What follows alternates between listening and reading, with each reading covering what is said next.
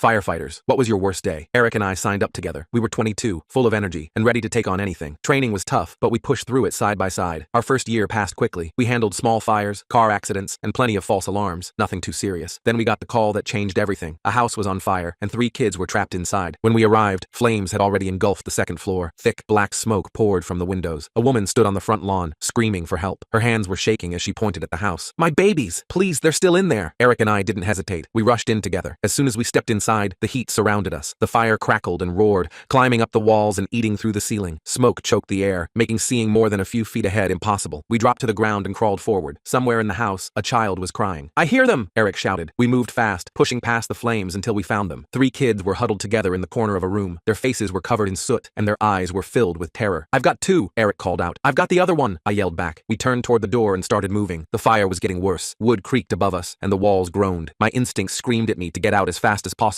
I ran through the front door first, gasping for air as I stepped outside. The little girl in my arms clung to me, sobbing into my shoulder. I turned around just as Eric reached the doorway. He was almost out. Then the house gave in. A loud crack split the air as the roof collapsed. Flames and debris crashed down, swallowing him whole. I ran forward, but strong arms grabbed me and held me back. It was the chief. I fought against him, but he wouldn't let go. "He's gone," the chief said. His voice was firm, but I could hear the pain in it. "There's nothing you can do." The kids were safe. Their mother held them tightly, sobbing into their hair, but Eric was gone. I lasted another month before I quit. Every fire, every call, I heard that roof breaking. I saw Eric's face in those last few seconds. I couldn't do it anymore.